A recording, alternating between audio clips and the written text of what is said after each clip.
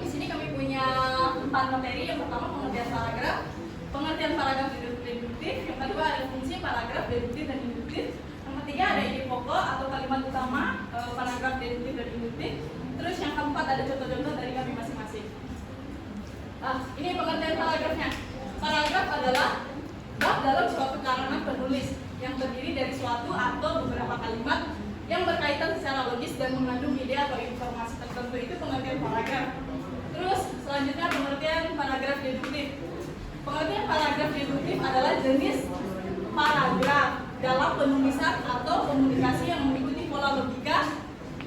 Pola logika deduktif artinya paragraf ini dimulai dengan pernyataan umum atau teori yang diikuti oleh penjelasan atau argumen yang lebih spesifik untuk mendukung pernyataan umum tersebut. Yang ketiga, pengertian paragraf induktif. Pengertian paragraf induktif yang pada kalimat utamanya berada di akhir paragraf.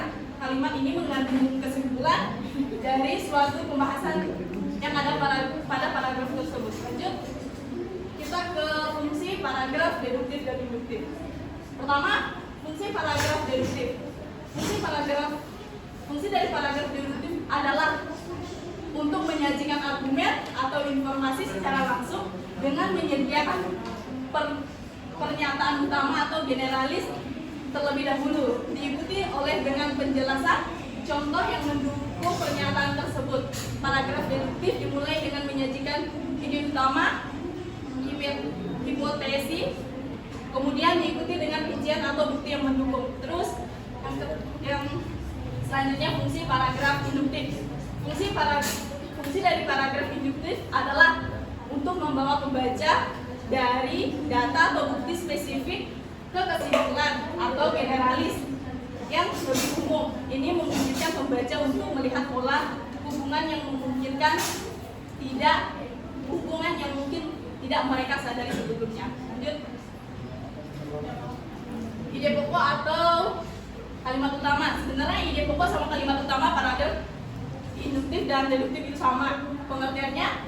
Untuk lebih jelasnya, kalau paragraf induktif adalah meletakkan ide pokoknya di akhir kalimat. Kalau paragraf deduktif meletakkan ide pokoknya di awal paragraf. Selanjutnya, ini contoh-contoh dari kami masing-masing. Di sini saya akan mempersilahkan teman-teman untuk menjelaskan kalimat mereka masing-masing. Setelah contoh paragraf induktif, saya banyak gajah yang mati karena kelaparan dan kurus. Hal ini karena gajah tersebut tinggal di habitat yang tidak semestinya, di tempat yang mereka tinggali. Makanan tidak tersedia dengan cukup dan tidak seimbang dengan jumlah gajah. Akibatnya mereka banyak yang mati kurus karena kelaparan. Tak heran kini gajah makin berkurang jumlah. Selanjutnya,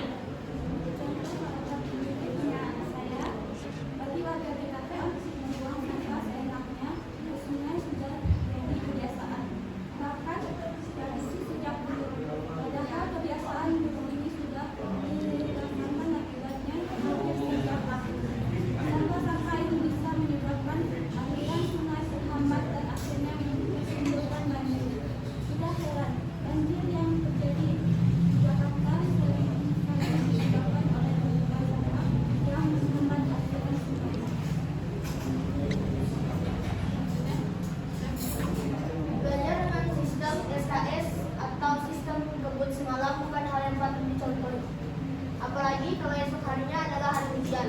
Akibat yang bisa dirasakan adalah rasa kantuk ketika sedang mengerjakan ujian. Maka itu, persiapkan diri dari mulai belajar sejak jauh-jauh hari sebelum waktu ujian tiba. Contoh saya, tahunnya yang turun dari langit memberikan biasa manusia. Beberapa kota juga cantik, menghasilkan pemandangan cantik dan memberikan ekonomi dengan perusahaan. Bahwa dirinya makin hari memiliki kawasan-kawasan dan sudah ini bukti jelas ini yang terjadi di beberapa hari. Dan ini adalah ide pokok penjelasan paragraf induktif. Selanjutnya ini contoh punya saya. Balon sebenarnya adalah pesawat terbang yang paling sederhana. Balon biasanya terdiri dari kantong bulat yang terbuat dari kertas, sutra, atau kain yang diselipkan karet di kantong. Itu terdapat udara panas atau hidrogen atau helium. Kantong ini dapat dikatakan dengan tali. Kantong ini dapat diikatkan dengan tali atau jala ke sebuah keranjang untuk membawa penumpang atau barang. Saya akan membacakan contoh paragraf deduktif dari saya. Tubuh manusia sangat membutuhkan asupan air putih, selain karena sebagian besar tubuh manusia terdiri atas air. Konsumsi air putih dibutuhkan agar organ tubuh bisa bekerja maksimal.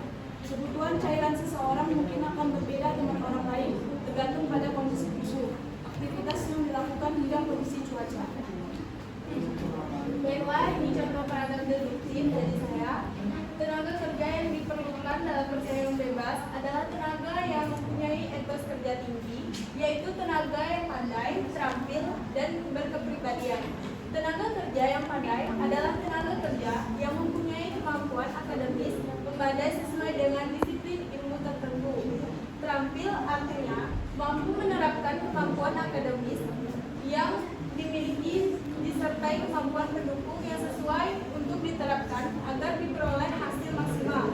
Sementara itu, tenaga kerja yang berkepribadian adalah tenaga kerja yang mempunyai sikap loyal, disiplin, dan jujur. Oke.